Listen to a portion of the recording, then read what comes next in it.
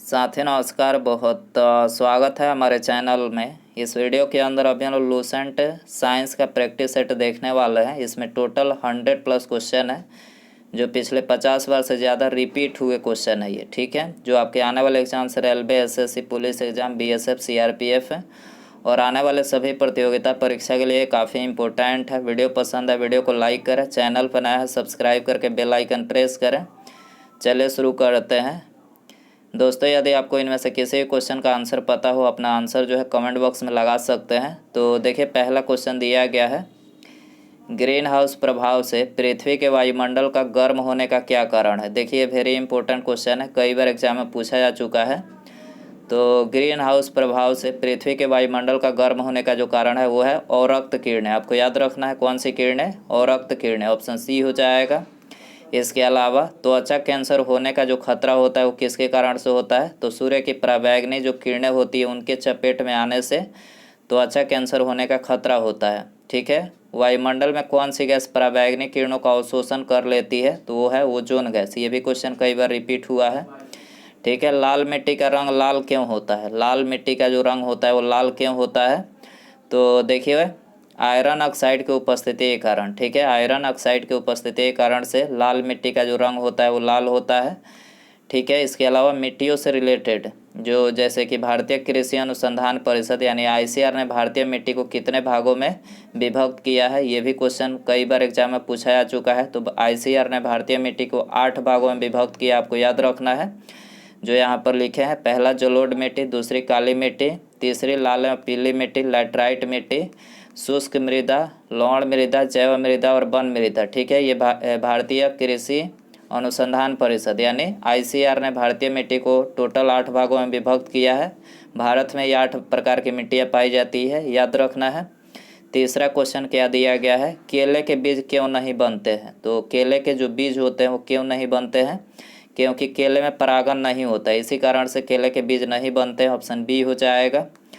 बरगद के पेड़ के तने से नीचे लटकने वाली मोटी जड़ें क्या कहलाती है। आपने देखा होगा कि बरगद का जो पेड़ होता है तो उसके तने से जो मोटी जड़ें जो नीचे लटकी हुई होती है वो क्या कहलाती है, तो देखिए उसको बोला जाता है स्तंभ मूल। याद रखना है क्या बोला जाता है, स्तंभ मूल, ऑप्शन सी हो जाएगा। पांचवा क्वेश्चन दिया गया है, कोशिका में कौन सा कोशिकांग वायवीय श्वसन द्वारा ऊर्जा के उत्पादन से संबंधित है। कोशिका में कौन सा कोशिकांग वायवीय श्वसन द्वारा ऊर्जा के उत्पादन से संबंधित है, तो यह है माइटोकॉन्ड्रिया। याद रखना है क्या है, माइटोकॉन्ड्रिया, सी हो जाएगा। छठा क्वेश्चन है, कोशिका का रसोई घर कहा जाता है। कोशिका का रसोई घर किसको बोला जाता है, क्लोरोप्लास्ट या हरित लौह को। क्लोरोप्लास्ट या हरित लौह को जो है कोशिका का रसोई घर कहा जाता है, बी हो जाएगा। अंधेरे में चमगादड़ उड़ने में समर्थ हैं क्योंकि उनके मुख से उत्पन्न होती है, तो देखिए चमगादड़ जो होते हैं अंधेरे में उड़ते हैं तो समर्थ होते हैं किसकी वजह से, तो अल्ट्रासोनिक किरणें उनके मुख से उत्पन्न होती है, अल्ट्रासोनिक किरणें उसी की मदद से अंधेरे में उड़ते हैं, तो सी हो जाएगा। पक्षियों को बहुत ऊंचाई पर उड़ते समय सांस की परेशानी क्यों नहीं महसूस होती है, तो देखिए पक्षियों को अधिक ऊंचाई पर उड़ने से सांस की लेने में परेशानी इसलिए नहीं होती है क्योंकि उसमें अतिरिक्त वायु कोष होते हैं, इसकी वजह से नहीं होती है, ऑप्शन सी हो जाएगा। शीत ऋतु में पशुओं के प्रसूति काल को क्या कहते हैं, शीत ऋतु में पशुओं के प्रसूति काल को क्या कहते हैं, तो देखिए उसको जो है हाइबरनेशन कहते हैं। क्या कहते हैं, हाइबरनेशन, ऑप्शन सी हो जाएगा। निम्नलिखित में से किसका निर्माण हमारे शरीर में नहीं होता है, तो हमारे शरीर में देखिए विटामिन ए का निर्माण नहीं होता है, बाकी ये प्रोटीन, एंजाइम, हार्मोन्स तीनों का निर्माण हमारे शरीर में होता है, याद रखना है। कौन सा पदार्थ प्रकाश संश्लेषण के दौरान अपचयित होता है, प्रकाश संश्लेषण के दौरान कौन सा पदार्थ अपचयित होता है, तो करेक्ट आंसर हो जाएगा option A, carbon dioxide, CO2 अपचयित होता है, याद रखना है।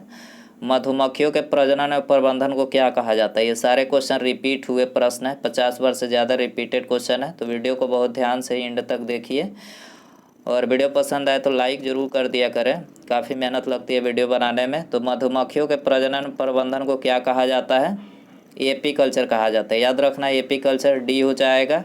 कीटों को अभिलाक्षित किया जाता है, कीटों को अभिलाक्षित किया जाता है तो संयुक्त पैरों के 3 युग्मों से, संयुक्त पैरों के 3 युग्मों से कीटों को अभिलक्षित किया जाता है, ये हो जाएगा। निम्नलिखित में से कौन एल्कोहल के निर्माण में प्रयुक्त होता है? एल्कोहल के निर्माण में कौन प्रयुक्त होता है? तो करेक्ट आंसर डी हो जाएगा, ईस्ट। ईस्ट प्रयुक्त होता है। 15 नंबर क्वेश्चन है, प्रकाश संश्लेषण की क्रिया में ऑक्सीजन कहाँ से मिलती है? प्रकाश संश्लेषण की क्रिया में ऑक्सीजन कहाँ से मिलती है? जल से मिलती है, जल ऑप्शन बी हो जाएगा। आगे बढ़ते हैं। बरसात के दिनों में चमड़े पर उगने वाला कवक होता है। चमड़े पर उगने वाला कवक क्या होता है? तो ये पेनिसिलियम होता है, पेनिसिलियम। ऑप्शन सी यहाँ पर हो जाएगा। 70 नंबर क्वेश्चन है, पौधे की कोशिका भित्ति मुख्य रूप से किसकी बनी होती है? पौधे की कोशिका भित्ति सेलुलोज की बनी होती है, ऑप्शन ए यहाँ पर हो जाएगा।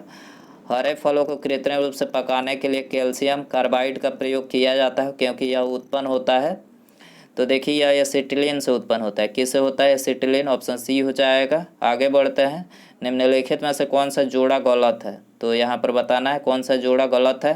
पहला विटामिन B1, इसका रासायनिक नाम थायमिन करेक्ट है। विटामिन 2 राइबोफ्लोविन होता है। विटामिन B3 निकोटिनामाइड होता है। और विटामिन B5 की बात करें तो ये गलत है जोड़ा, पायरिडॉक्सिन नहीं होता है। विटामिन B5 की बात करें यहाँ पर देखिए इसके अलावे भी लिखे हैं, विटामिन B5 पेंटोथेनिक अम्ल होता है इसका रासायनिक नाम, ठीक है। विटामिन B6 की बात करें पायरिडॉक्सिन होता है। B7 biotin.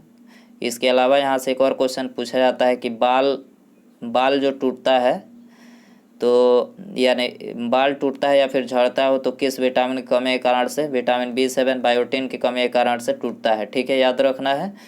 विटामिन B11, इसका रासायनिक नाम होता है फार्मिक अम्ल। विटामिन C एस्कर्बिक अम्ल। Vitamin D calciferol. Vitamin E tocopherol. और विटामिन K जो है फिलोक्विनोन। याद रखना है। मनुष्य की आंखें कितना डिग्री तक देख सकती है? मनुष्य की जो आंखें होती है वो कितना डिग्री तक देख सकती है? तो याद रखना है 180 डिग्री तक देख सकती है, ऑप्शन बी हो जाएगा। और इसके अलावा एक और क्वेश्चन पूछा जाता है, मनुष्य की जो आंखें होती है वो कितना मेगापिक्सल की होती है? तो देखिए मनुष्य की आंखें 576 मेगापिक्सल की होती है, याद रखना है। 576 मेगापिक्सल के बराबर होती है मनुष्य की आंखें। नेप्थिस खासियाना यानी घटपर्णी नामक दुर्लभ एवं अपातीय पौधा पाया जाता है। कहाँ पाया जाता है? तो ये पाया जाता है मेघालय में, ऑप्शन सी हो जाएगा। आगे बढ़ते हैं। वृद्धावस्था एवं काल प्रभाव के विषय में ज्ञान प्राप्त करने की विधि को क्या कहते हैं? वृद्धावस्था एवं काल प्रभाव के विषय में ज्ञान प्राप्त करने की विधि को क्या कहते हैं? जेरेंटोलॉजी। क्या कहते हैं? जेरेंटोलॉजी, ऑप्शन बी हो जाएगा। आर्कियोप्टेरिक किस वर्ग के प्राणियों के बीच की योजक कड़ी है? आर्कियोप्टेरिक्स। तो देखिए करेक्ट आंसर बी हो जाएगा, सरीसृप तथा पक्षियों के बीच की योजक कड़ी है, ठीक है। घटपर्णी के निम्न भागों में से कौन सा एक घट में रूपांतरित होता है? तो देखिए ये रूपांतरित होता है पत्ता, ऑप्शन बी हो जाएगा। आगे बढ़ते हैं। मानव शरीर के किस अंग में लसिका कोशिकाएं बनती है? वेरी इंपॉर्टेंट क्वेश्चन पूछा गया प्रश्न है। मानव शरीर के किस अंग में लसिका कोशिकाएं बनती है? तो करेक्ट आंसर बी हो जाएगा, दीर्घास्थि में बनती है, ठीक है। आगे बढ़ते हैं। निम्न में से कौन सा पौष्टिक तत्व अस्थि और दांतों के निर्माण एवं मजबूती के लिए आवश्यक नहीं है? तो अस्थि एवं दांतों के निर्माण एवं मजबूती के लिए आवश्यक यहाँ पर क्या नहीं है? तो करेक्ट आंसर आयोडीन हो जाएगा। बाकी कैल्शियम, फास्फोरस, फ्लोरीन यहाँ पर ये तीनों आवश्यक है, ठीक है। पादप कोशिका जंतु कोशिका से किस प्रकार भिन्न होती है? तो ये किस प्रकार भिन्न होती है? कोशिका भित्ति, ऑप्शन बी हो जाएगा। दुग्ध प्रोटीन को पचाने वाला एंजाइम कौन सा है? दुग्ध प्रोटीन को पचाने वाला एंजाइम आप सभी को पता ही होगा, रेनिन है, सी हो जाएगा। आगे बढ़ते हैं। अन्य पशुओं के मांस की तुलना में मछली का उपयोग स्वास्थ्यकर माना जाता है क्योंकि मछली में होता है। तो देखिए मछली में बहु असंतृप्त वसा अम्ल होता है, ठीक है, तो ये हो जाएगा। आगे बढ़ते हैं।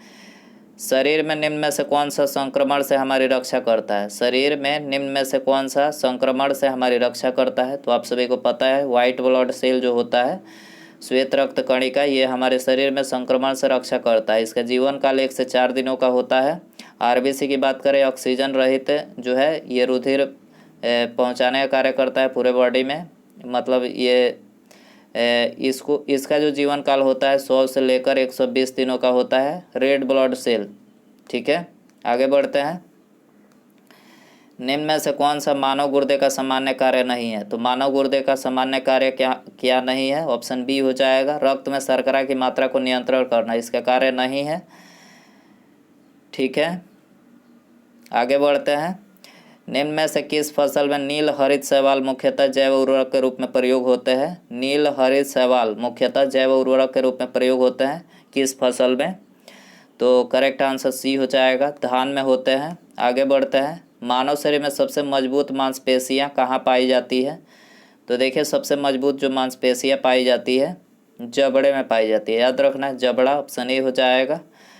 विटामिन डी निम्न में से विटामिन डी में निम्न में से क्या पाया जाता है? तो देखिए, विटामिन डी में ये पाया जाता है कैल्सीफेरॉल। क्या पाया जाता है? कैल्सीफेरॉल, ऑप्शन बी हो जाएगा। जब रात में प्रकाश संश्लेषण बंद होता है तब पौधे, तो देखिए तब पौधे जो है ये कार्बन डाइऑक्साइड छोड़ते हैं, CO2 छोड़ते हैं, ऑप्शन सी यहाँ पर हो जाएगा। जीवों के द्विनाम पद्धति के दो घटक कौन से हैं? जीवों के द्विनाम पद्धति के दो घटक कौन से हैं? तो यह है वंशनाम और जाति विशेषण। ठीक है, वंशनाम और जाति विशेषण, ऑप्शन बी हो जाएगा। मानव के बाल और नाखून में कौन सा प्रोटीन विद्यमान रहता है? बाल और नाखून में कौन सा प्रोटीन विद्यमान रहता है? तो केराटिन प्रोटीन बाल और नाखून में पाया जाता है, ऑप्शन बी हो जाएगा। अलसी किसका प्रचुर स्रोत है? अलसी, तो करेक्ट आंसर बी हो जाएगा, ओमेगा 3 वसीय अम्ल का प्रचुर स्रोत है। ठीक है, 39वां नंबर क्वेश्चन है। निम्न में से किस समूह के जीवों का डूबने से मृत्यु का पता लगाने में महत्व है? तो करेक्ट आंसर हो जाएगा ऑप्शन डी, डायटम। डायटम समूह के जीवों का डूबने से मृत्यु का पता लगाने का महत्व है। ठीक है, आगे बढ़ते हैं। 40वां क्वेश्चन है। निम्न में से कौन सा मच्छर प्रतिकर्षी के रूप में प्रयोग किया जाता है? प्रतिकर्षी के रूप में पायरेथ्रम जो मच्छर होता है ये प्रतिकर्षी के रूप में प्रयोग किया जाता है, ऑप्शन ए हो जाएगा। वनस्पति तेलों के हाइड्रोजनीकरण में किस उत्प्रेरक का उपयोग किया जाता है? वनस्पति तेलों के हाइड्रोजनीकरण में किस उत्प्रेरक का उपयोग किया जाता है? तो ये निकेल का प्रयोग किया जाता है, ऑप्शन सी हो जाएगा। जीव कोशिकाओं में आनुवांशिक लक्षणों के नियंत्रण में निम्नलिखित में से कौन उत्तरदायी होता है? जीव कोशिकाओं में आनुवांशिक लक्षणों के नियंत्रण में कौन उत्तरदायी होता है? तो इसमें DNA उत्तरदायी होता है, ऑप्शन डी हो जाएगा। निम्न में से कौन सा आहार मानव सभी में नए ऊतकों की वृद्धि के लिए पोषक तत्व प्रदान करता है? तो करेक्ट आंसर हो जाएगा ऑप्शन सी, पनीर। आगे बढ़ते हैं। हमारे शरीर में अम्लीयता और क्षारकता के बीच जो तत्व संतुलन बनाए रखता है वह है, तो अम्लीयता और क्षारकता के बीच जो संतुलन बनाए रखता है हमारे शरीर में वो कौन सा है? तो देखिए ये है फास्फोरस। ठीक है, ये हो जाएगा। आगे बढ़ते हैं। पशुओं विशेषतः दुधारी गौ के अनुपूरक भोजन के रूप में प्रयुक्त जैव उर्वरक कौन सा है? तो देखिए यह है एजोला, ऑप्शन बी हो जाएगा। आगे बढ़ते हैं। निम्न में से कौन सा जानवर रेशे को अच्छी तरह नहीं पचा पाता? रेशे को अच्छी तरह कौन नहीं पचा पाता?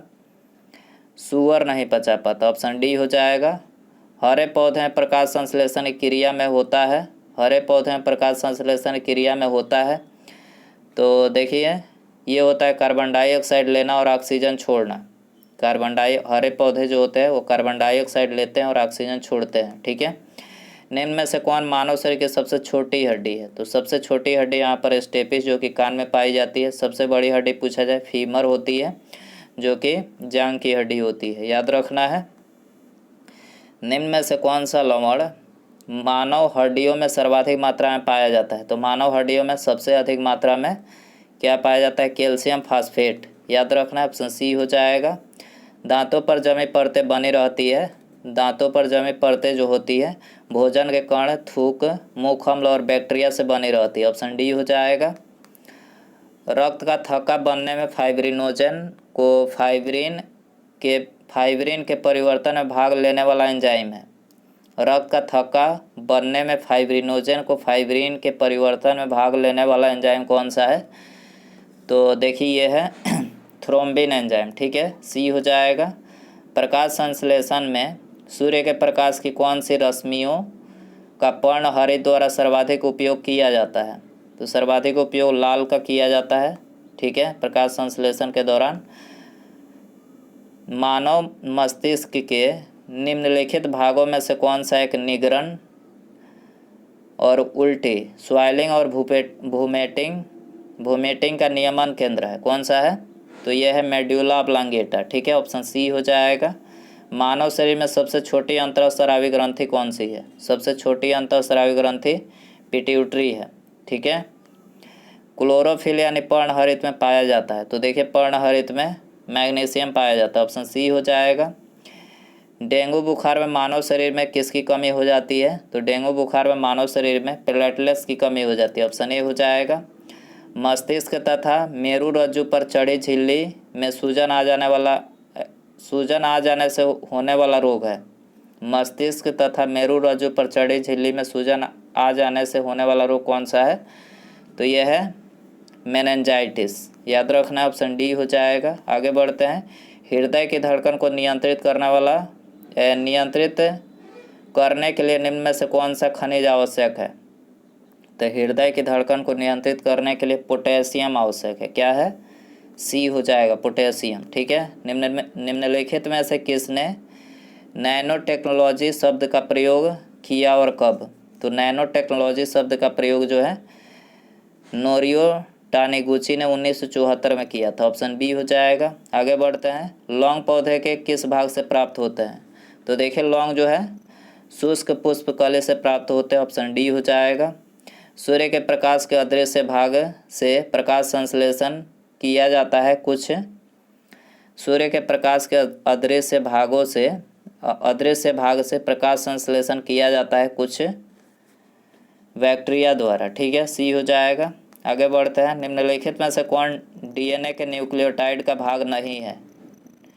डीएनए के न्यूक्लियोटाइड का भाग इनमें से कौन सा नहीं है? एमिनो अम्ल नहीं, ऑप्शन डी हो जाएगा। कोशिका झिल्ली किस में पाई जाती है? तो कोशिका झिल्ली पादप एवं पशु कोशिका दोनों में पाई जाती है, सी हो जाएगा।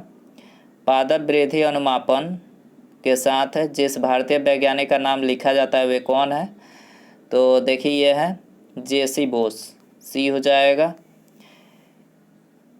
मेंडल ने मटर के कुल कितने लक्षणों का वंशागति अध्ययन किया? तो मेंडल ने 7 किया था, 7, ऑप्शन बी हो जाएगा। निम्न में से किसमें कोशिका में अच्छी तरह से व्यवस्थित न्यूक्लियस नहीं पाया जाता है? कोशिका में अच्छी तरह से व्यवस्थित न्यूक्लियस किसमें नहीं पाया जाता है? तो बैक्टीरिया में नहीं पाया जाता, ऑप्शन डी हो जाएगा। निम्नलिखित में से किसमें अर्धसूत्री विभाजन होता है? अर्धसूत्री विभाजन किसमें होता है? पुंकेसर में होता है, ऑप्शन सी हो जाएगा।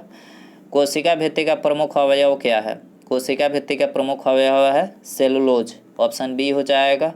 आगे बढ़ते हैं। कोशिकाओं में CO2 एवं H2O का विखंडन कहाँ होता है? CO2 एवं H2O का विखंडन कहाँ पर होता है? तो ये होता है माइटोकॉन्ड्रिया में, बी हो जाएगा। कोशिका भित्ति में कौन सा पदार्थ नहीं पाया जाता है? कोशिका भित्ति में प्रोटीन नहीं पाया जाता, ऑप्शन ए हो जाएगा। पौधों की लंबाई में वृद्धि के लिए निम्नलिखित में से कौन सा आवश्यक नहीं है? तो लंबाई वृद्धि के लिए जो है सोडियम यहाँ पर आवश्यक नहीं है, कैल्शियम, नाइट्रोजन और फास्फोरस यहाँ पर तीनों आवश्यक है। कीट किससे संबंधित है? तो देखिए कीट जो है आर्थ्रोपोडा से संबंधित है, डी हो जाएगा। सीप मोती किस वर्ग से संबंधित है? सीप मोती, तो देखिए मोलास्का से संबंधित है, मोलास्का, ऑप्शन ए हो जाएगा। प्रोटिस्टा जगत के जीव होते हैं, प्रोटिस्टा जगत के जीव यूकैरियोटिक होते हैं, ऑप्शन बी हो जाएगा। आगे बढ़ते हैं। निम्न में से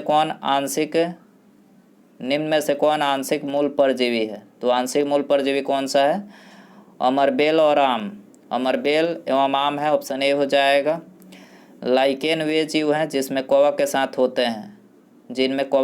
होते हैं, तो देखिए इसमें शैवाल होते हैं कवक के साथ, ठीक है। हाइड्रोपोनिक्स क्या है? हाइड्रोपोनिक्स मृद विहीन पादप संवर्धन है, मृद विहीन पादप संवर्धन है, ऑप्शन ए हो जाएगा। एफीबिया बताता है, एफीबिया क्या बताता है? तो देखिए जल एवं स्थल दोनों पर ही रह सकने वाले पशु को बताता है, ऑप्शन डी हो जाएगा। अफीम का वनस्पतिक नाम क्या है? अफीम का वनस्पतिक नाम है पेपैवर सोमनिफेरम। पेपैवर सोमनिफेरम है, ऑप्शन बी हो जाएगा। निम्न में से कौन सा युग सुमेलित नहीं है? तो देखिए यहाँ पर घटपर्णी जो है ये सुमेलित नहीं है। ठीक है, आगे बढ़ते हैं। सिनकोना के छाल से प्राप्त औषधि को मलेरिया के उपचार के लिए प्रयुक्त किया जाता है। जिस कृत्रिम औषधि ने इस प्राकृतिक उत्पाद को प्रतिस्थापित किया हुआ है तो वह कौन सा है? तो देखिए यह है क्लोरोक्विन, जो मलेरिया उपचार के लिए जो है प्रयुक्त किया जाता है। आपको याद रखना है। गर्म रुधिर वाले जंतु वे होते हैं जो अपने शरीर के तापक्रम को हमेशा एक सा बनाए रखते हैं। गर्म रुधिर वाले जंतु कहलाते हैं। ठीक है, निम्न में से कौन कीट नहीं है? तो कौन इनमें से कीट नहीं है? मकड़ी कीट नहीं है। ठीक है, तितली, तिलचट्टा और मच्छर तीनों यहाँ पर कीट है। केसर होता है सूखा मिश्रण। किसका मिश्रण होता है? तो केसर जो है फूल के बीज बनाने वाले भागों का सूखा मिश्रण होता है। जल की अधिकतम मात्रा जिसकी पौधों की आवश्यकता होती है वह उसे अवशोषण किसके माध्यम से करता है?